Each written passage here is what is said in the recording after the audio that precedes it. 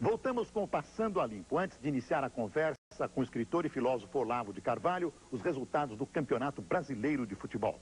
No Pacaembu, Portuguesa 7, isso mesmo, 7, São Paulo 2, 7-2. É a maior goleada do torneio até agora, não foi engano não. 7-2 para Portuguesa contra o São Paulo. No Parque Antártica, Palmeiras 3, Vitória da Bahia 2. Na Vila Belmiro, Santos 4, Flamengo 1, em Campinas, Guarani 2, Goiás 2. Em Caxias do Sul, Juventude 1, Internacional 2. No Recife, Esporte 5, Grêmio 0. E em Belo Horizonte, Atlético 2, América Mineiro 0. Você pode participar do Passando a Limpo por telefone, fax ou correio eletrônico. O telefone é 011-8261009, o fax é 011-8261320 e o e-mail é passandoalimpo@rederecord.com.br. Professor Olavo de Carvalho, obrigado por ter atendido ao nosso convite. Eu ia começar com uma pergunta que eu disse que ia fazer, mas vou começar com outra. Eu também me surpreendo às vezes. Acabamos de conversar com o professor Pastore, globalização, economia, regimes políticos, eleições. O senhor acha que a ideologia acabou no mundo? Existe ainda esquerda e direita? O marxismo ainda está vivo? Eu acho que ideologia não acabou, não. A história de, inclusive, dizer que o comunismo acabou, isso é um mito, né? Eu acho que ideologia é um componente central da história humana. Enquanto existir pessoas que queiram agir, enquanto existir poderes, tá certo, que querem determinar o curso da história humana, e enquanto eles discursarem, haverá ideologias, certamente. Né? E o senhor acha que o comunismo ainda existe na prática? Eu creio que sim, ainda é uma força atuante. A gente está vendo agora na Rússia que eles ainda têm um poder de pressão muito grande. E além disso, existe o que nós podemos chamar de comunismo residual. Quer dizer, que são princípios e conceitos marxistas que continuam atuando de uma maneira quase que subconsciente na avaliação que nós fazemos das coisas. Por exemplo, a ideia de que a luta de classes conduz à história, de que o fator econômico é predominante. Hoje praticamente todo mundo pensa assim. Mesmo pessoas que não são marxistas e muito menos comunistas, ainda tem essa tendência, né? É isso que Então, o senhor acha que imaginar que a história tem uma grande influência do poder econômico, da vida econômica, é sempre marxismo?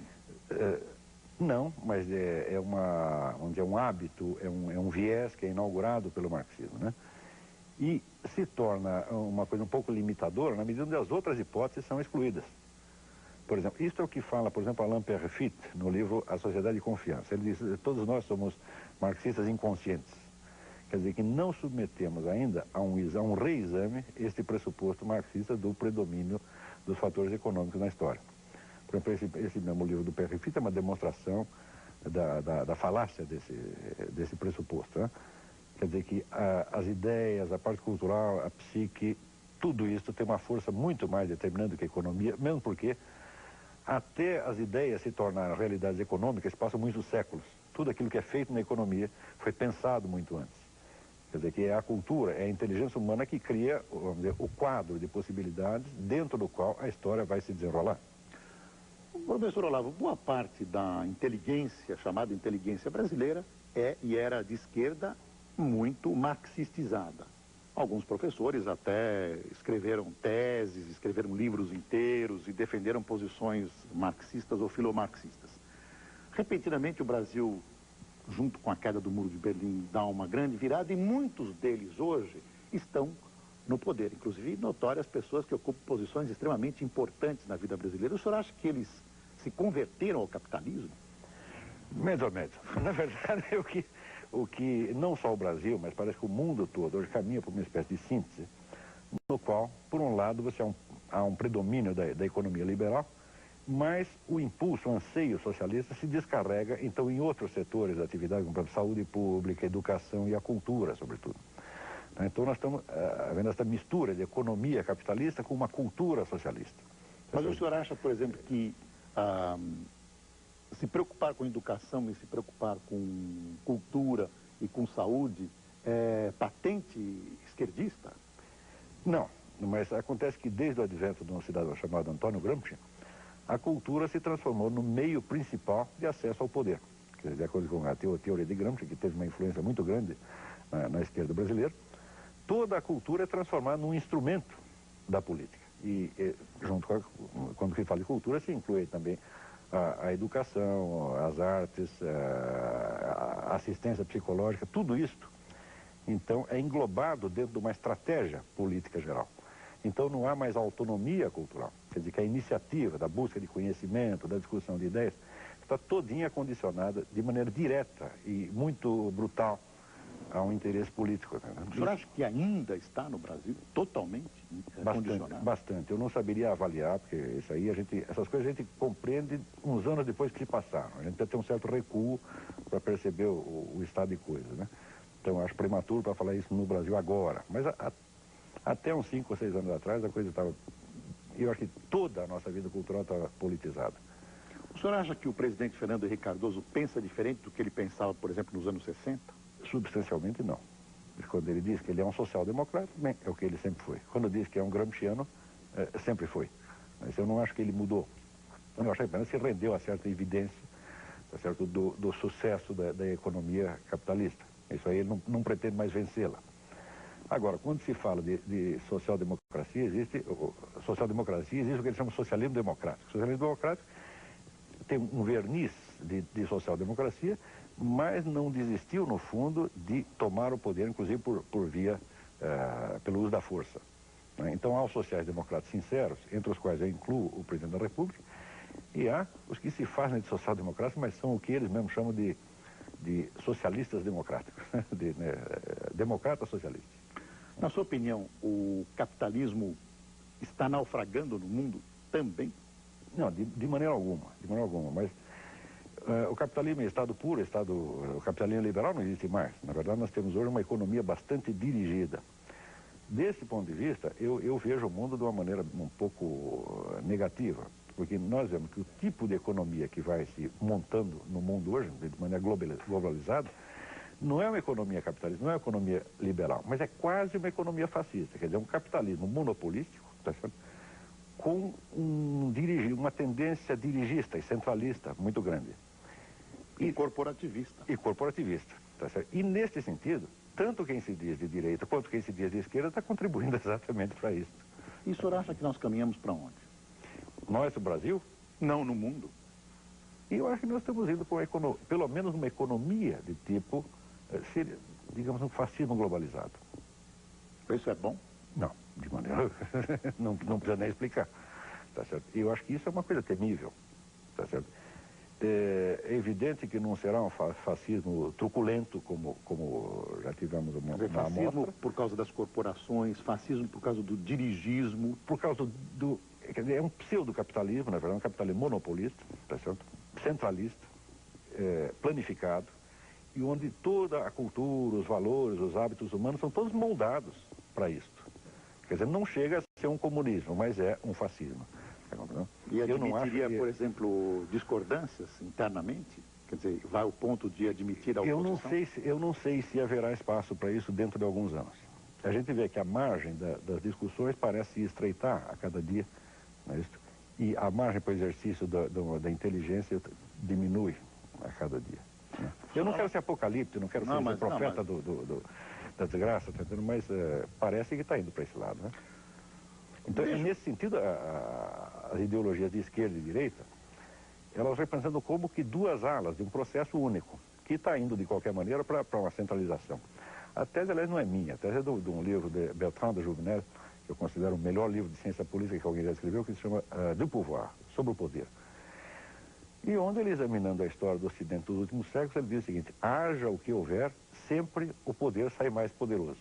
Quer dizer, o poder está sempre mais centralizado e sempre mais distante, né, do cidadão comum. Se nós vemos, por exemplo, qual o poder que tinha o senhor feudal sobre o camponês? Total. Total pela lei, mas que instrumentos efetivos ele tinha? Econômicos? Ele era o dono da terra? Não, de jeito nenhum. A legislação previa tantos limites ao exercício desse poder que, na verdade, ele ficava reduzido a uma superioridade muito pequena. Agora, se você pegar um governante de hoje, o governante de hoje tem poder total sobre populações inteiras. Não, quer dizer, então, um poder na sua quase opinião, divino. O senhor feudal tinha menos poder? Certo, não, isso não é na minha opinião. Esse é um equívoco no qual eu incorro também. Não. O senhor feudal não tinha quase poder nenhum se comparado com o governante atual. Ele tinha mais direitos por lei, mas não meios de exercer o poder. Essa a confusão toda vem de que, geralmente, a nossa cultura tende a identificar a história jurídica como se ela fosse toda a história.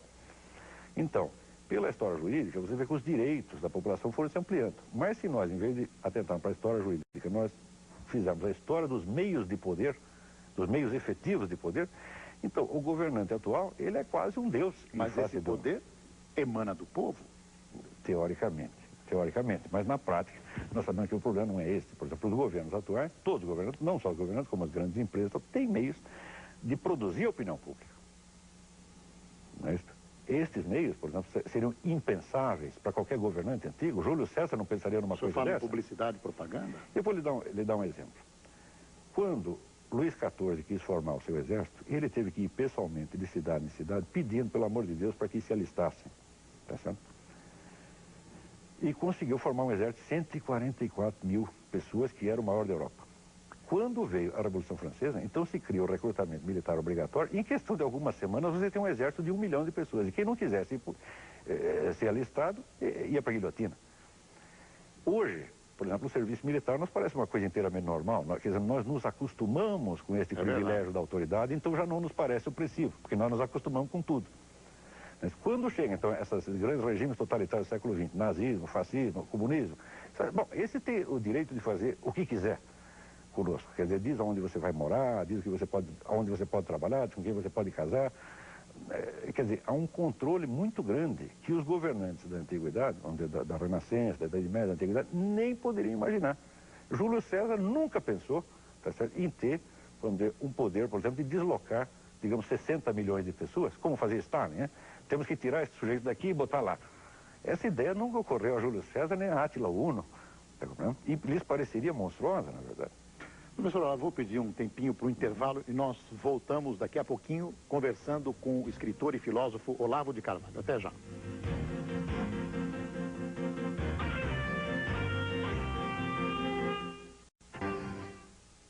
Você pode participar do Passando a Limpo por telefone, fax ou correio eletrônico. O telefone é 011-826-1009, o fax é 011-826-1320 e o e-mail é passandoalimpo@rederecord.com.br. Professor, o senhor se envolveu em algumas vastas discussões sobre minorias. Por exemplo, a semana passada, ou retrasada, o senhor teve uma briga epistolar na Folha de São Paulo com a expressão está tudo negro, está preto, negritude.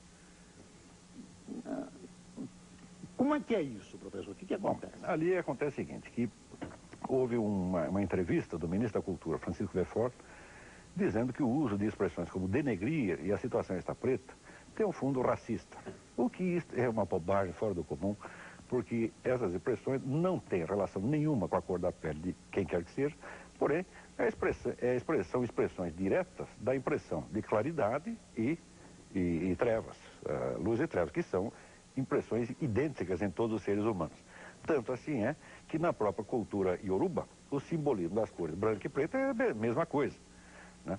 E eu duvido muito que o Chico Buarque, no samba dele, meu caro amigo, ao dizer que a coisa aqui está preta, ele estivesse se referindo a algum cidadão de raça negra. Ele está se referindo a um simbolismo primário, que é o da escuridão do cárcere. Mas a expressão judiar é uma expressão preconceituosa, ou não? Não, não necessariamente. Porque designa-se o mal que se faz a alguém. Esse alguém pode ser o próprio judeu.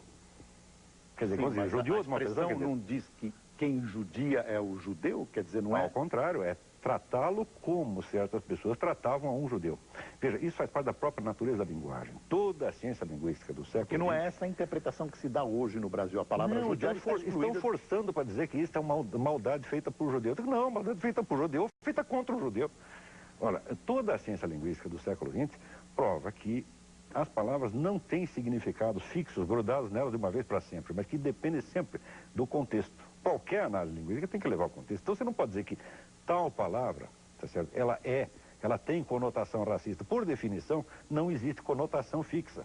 Quer dizer, a hora que chega um ministro da Cultura e diz isso tem uma conotação racista, ele está mostrando que não conhece a língua, não conhece os princípios elementares da linguística. Conotação fixa é absolutamente impossível, porque conotação é precisamente aquilo que o sentido de uma palavra tem de variável. Professor, a denotação pode ser fixa, mas a conotação, quer dizer, o valor associado, o valor subentendido, não pode ser fixo em hipótese alguma. Portanto, a mesma expressão pode ser usada com sentido racista ou com sentido não racista e até com o sentido contrário. Isso aí faz parte da mecânica natural da língua. Muito me espanta que tanta gente hoje ignore ou finja ignorar uma coisa dessa. Professor, o senhor manteve uma imensa polêmica com o reitor da PUC do Rio, porque 3 jovens escreveram um artigo num jornalzinho estudantil, o individualista. O indivíduo. E acabou havendo, que foram considerados racistas, e evidentemente não são. Pelo menos a expressão no artigo deles não era racista, a meu ver. Não era absolutamente. Mas a PUC aprendeu o jornal. A posição que eles defendiam lá era exatamente a posição tradicional brasileira que nós recebemos de Gilberto Freire e Darcy Ribeiro. Quer dizer, o Brasil não é uma sociedade multicultural como a americana, mas é uma sociedade mista. Quer dizer, uma sociedade essencialmente mestiça. Tá certo? Nós temos quase metade da nossa população é mestiça. Ora, fica evidente que o problema das raças aí não se coloca de maneira idêntica ao que se coloca numa sociedade multicultural como a americana, onde há guetos separados, onde o pessoal de uma raça tem os seus representantes políticos, não conversa com o vizinho e assim por diante. Ou seja, o diálogo entre raças numa sociedade multicultural como os Estados Unidos é um diálogo político, feito através de seus representantes da sua elite. Agora, aqui não. Aqui o convívio das raças é feito diretamente. Para dizer como o rapaz do indivíduo, o editor do indivíduo, Pedro Sete Câmara, que é meu aluno, é para me entender, diz: o Brasil é o único país do mundo onde no programa árabe passa anúncio do programa judeu e vice-versa. É o único país do mundo onde o bairro árabe, por exemplo, no Rio de Janeiro, é o bairro judeu. Tá? E assim por diante. E a própria mestiçagem, quer dizer, se nós fôssemos realmente racistas, mas como é que conseguimos produzir 50% de mestiços? Né? Só se casaram com a pessoa de outra cor por vingança, para prejudicá-las, né? Tem pessoas que aí perguntam contra quem ele vai casar. Só se foi isso. E os nossos grandes escritores, nós tínhamos conversado antes do programa, Machado de Assis. Mas é exatamente. Machado de Assis, Cruz de Souza. Veja, já eram Cruz de Souza, Gonçalves Dias, quer dizer, já eram glórias no século passado. Tá certo? Já eram pessoas. Nessa polêmica, que eu não sei se acabou e como acabou, o jornalzinho foi apreendido, eles apanharam. Não, houve inicialmente um ato de violência que juntaram 100 militantes, eu creio que insuflados em parte pela própria reitoria, tá certo? Ou se a reitoria não insuflou, pelo menos foi conivente, e avançaram em 100 contra 3, quer dizer, um negócio de uma valentia extraordinária, né? O que eles escreveram literalmente era mais ou menos que havia negros que haviam escravizado negros. Isso é um fato histórico conhecido, porque a escravidão na África, ela existiu durante 1000 anos.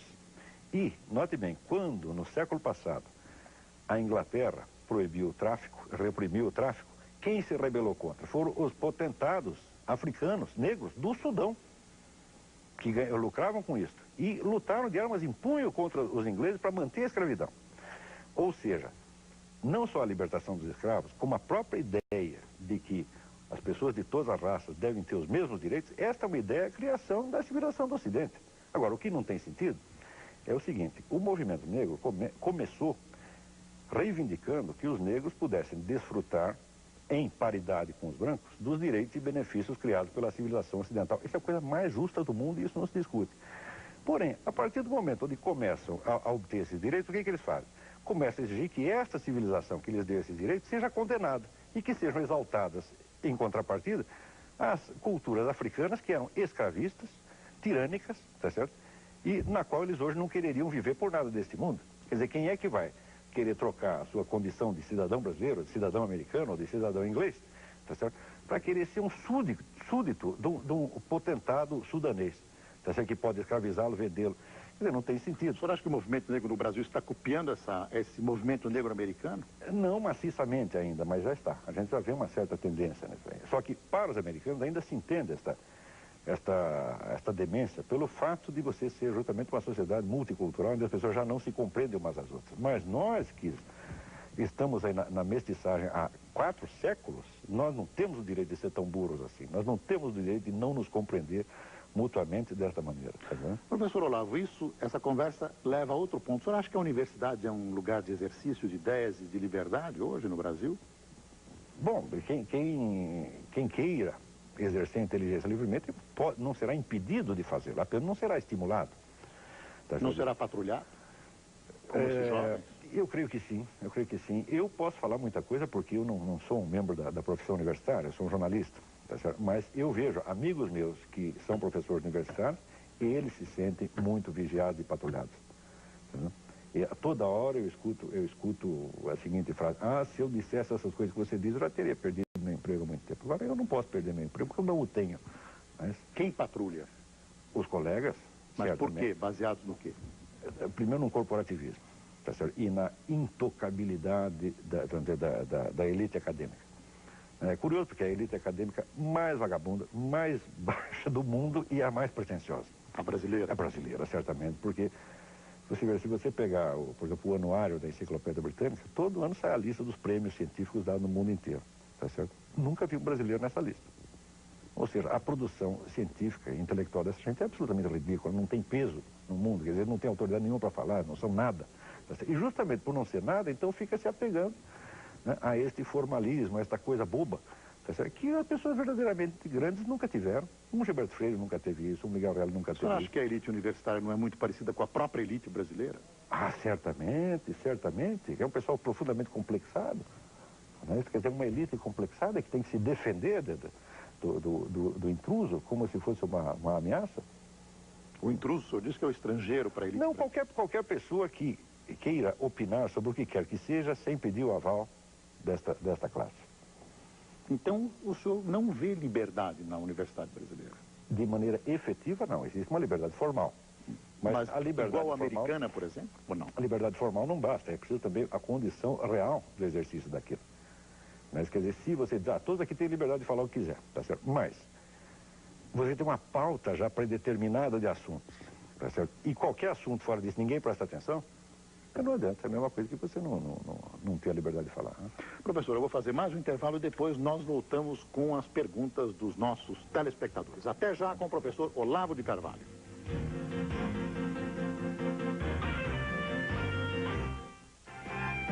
Passando a limpo, entrevistando o professor Olavo de Carvalho, que é escritor e filósofo. Professor, vou fazer as perguntas dos telespectadores para as quais eu peço respostas rápidas. Temos 15 minutos. Olivier Joles, de São Paulo, pergunta: se o papel dos governantes, se o poder dos governantes é tão grande hoje, como explicar o caso Bill Clinton, Mônica Lewinsky? Bom, em primeiro lugar, o poder não é de cada governante em particular, mas do establishment, do sistema, do qual Bill Clinton não é senão um pequeno funcionário. Em segundo lugar, casos semelhantes de governantes que foram desmoralizados e derrubados por causa de conduta sexual irregular, isso aconteceu durante toda a história. Tá certo? Houve o famoso caso de Canossa, onde o Papa obrigou um governante, um rei, aí praticamente de joelhos, pedir perdão por uma conduta irregular. Isso aí não é uma novidade. Mas a novidade é apenas o trâmite, a coisa complexa, quer dizer, fica 2 anos discutindo o assunto, mas por causa da mídia. Mas isso não quer dizer que o governo americano não tenha muito mais poder do que qualquer governante da antiguidade. Pessoalmente, o senhor acha importante que o Clinton seja uma pessoa sexualmente ilibada? Não, pessoalmente, quer saber, eu acho isso que esse caso acho isso ridículo. Tá entendendo? Se fosse aqui no Brasil, todo mundo resolveria isso como uma risada. Né? Um belo elogio. E isso, veja, esta tolerância maior, essa é uma das características da nossa cultura, da qual nós temos que nos orgulhar. E é justamente esta tolerância maior que permite um convívio melhor entre raças, entre pessoas diferentes. Quer dizer, nós, em vez de valorizarmos aquilo que é bonito, que é glorioso na nossa cultura, que é invenção nossa, nós ficamos copiando erros de americanos. Não tem sentido, eles não têm nada para ensinar a nós, nem com relação a isso aí, né, como julgar um governante, e nem com relação ao problema de raças. O Nivaldo Cordeiro tem uma pergunta que não se perca pelo sobrenome, ele é economista. O que o professor recomendaria para um cidadão comum atomizado para resistir a esse processo de dominação das grandes corporações e do Estado? Nivaldo Cordeiro. Ele está referindo ao indivíduo. Ao indivíduo. O que um cidadão comum atomizado pode fazer para resistir a esse processo de dominação das grandes corporações? Bom, eu acho do ponto de vista da preservação da sua alma individual, da sua psique, tá certo? Eu acho que a grande defesa contra todo esse processo massificante está nas velhas tradições religiosas. O cristianismo, o islamismo, o judaísmo. Aí você tem um patrimônio de conhecimentos interiores da humanidade, onde não há massificação ou globalização que possa entrar. Quer dizer, existe um domínio dentro do ser humano que é um domínio secreto, íntimo, no qual nenhum governante pode entrar. Você tem que tentar se instalar neste centro de si mesmo, e para isso o guiamento é encontrado nos grandes sábios místicos das tradições antigas. Mas isso só do ponto de vista da alma individual, não estou falando em termos globais, políticos, né? O Cristiano Mestriner Rodrigues, que é um economista, pergunta que fim levou o caso dos estudantes da PUC do Rio no que tange as acusações que lhes foram imputadas sobre racismo. Depois ele pergunta qual a sua opinião sobre o movimento negro, que você já deu. Né? Bom, o que deu lá foi o seguinte: o reitor da PUC, padre Jesus Hortal, afinou. Porém, afinou de uma maneira um pouco hipócrita, porque ele tinha feito as acusações num documento oficial da reitoria, e anunciando que ia puni-los. Depois, retirou as acusações e disse que desistia de puni-los, porém fez isso numa declaração à imprensa, sem cunho oficial. Isto não me parece uma conduta honesta. Aliás, eu já disse tudo o que eu pensava desse cavaleiro, né? E lamento que, pelo cargo, seja necessário chamá-lo de Vossa Excelência, porque eu não vejo excelência alguma ali. Tem a excelência do cargo, evidentemente. Mas a pessoa agiu muito abaixo do que se espera. Você espera retidão, clareza de palavras, tá certo? E não uma ameaça, uma bravata dessa de que você junta uma universidade inteira, quer dizer, uma reitoria, mais 2 a 3 organizações militantes, tudo para ameaçar 3 garotos, né? E depois, você ainda se intimida por ver que falou uma besteira, em vez de confessar e de declarar oficialmente, olha, não há punição, não há crime, não há nada, não, apenas declara à imprensa, mas não assina embaixo. Isso não está certo. O Ricardo Martins, que está nos assistindo no Chile, eu não estou entendendo o nome da cidade, Iquique, ele é um brasileiro que vive há 3 anos no Chile. Ele pergunta, ele não acha que o problema brasileiro vai muito além disso, se não falta vergonha na cara por parte dos políticos brasileiros? Mas não tem, é claro que vai muito além disso, apenas, tá certo? Eu responderia como Ortega y Gasset, que outros façam o seu mais como eu faço o meu menos. Quer dizer, o meu setor é assim, é a cultura, a vida intelectual, então eu me limito a falar daquilo que eu entendo e que é, vamos dizer, o meu território. Não venha pedir para mim um modelo de Estado, uma solução para o Brasil no século XXI. Eu não tenho nada disso. Mas hoje em dia todo mundo tem, né? Quer dizer, todo mundo tem uma solução, tem uma fórmula de mundo, né? Uma fórmula de universo. Eu não tenho nenhuma.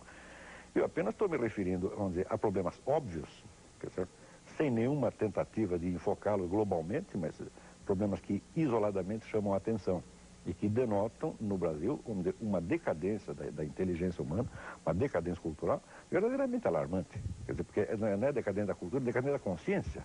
Uma dificuldade que as pessoas, que a elite intelectual está tendo para inteligir, para entender o que se passa. E na medida que não entende, cai no emocionalismo barato, no facciosismo, tá entendendo?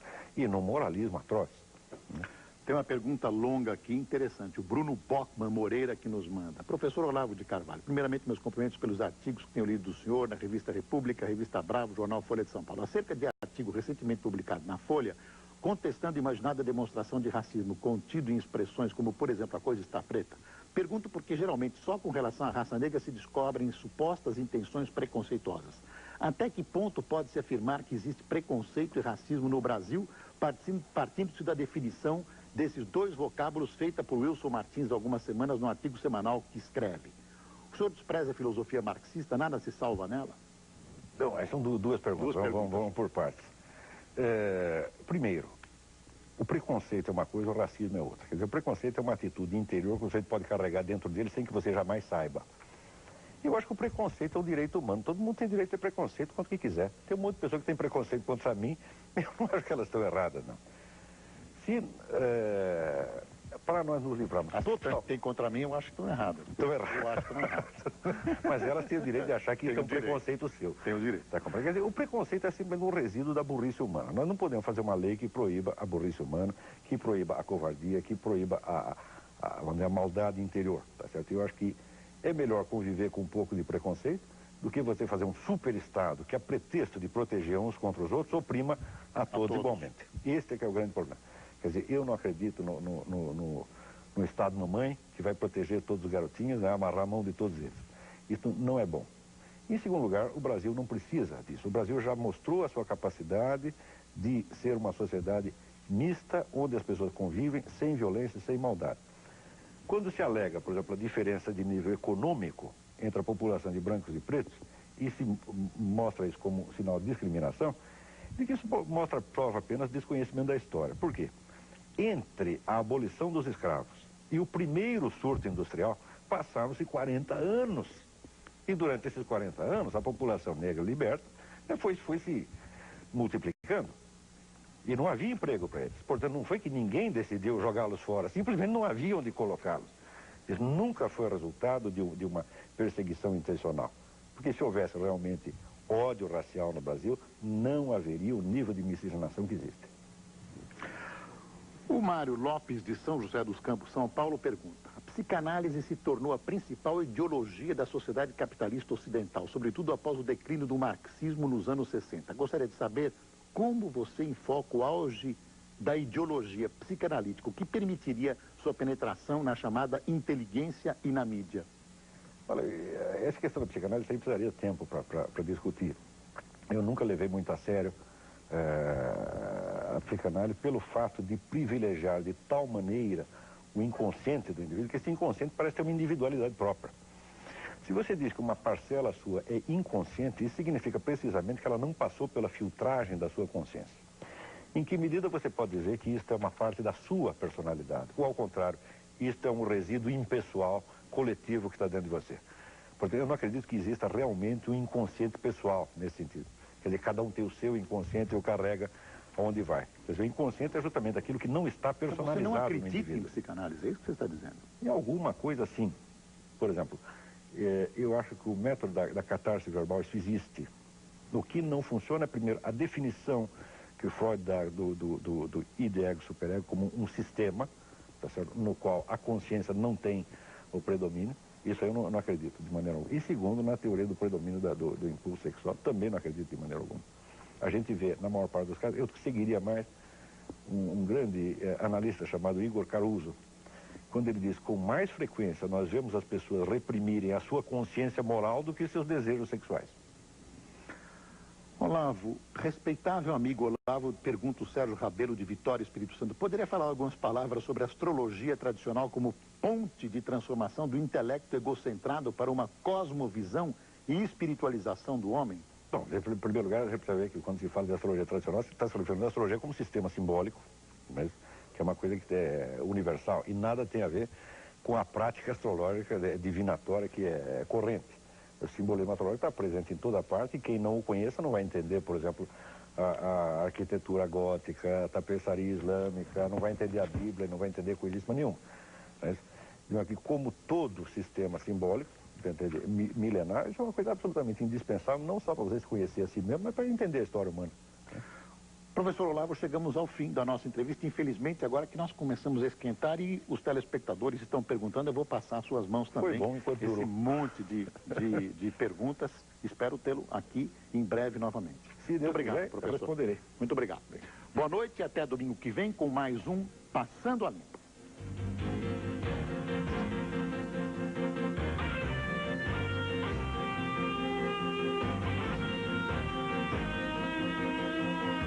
Informação, variedade, prestação de serviço.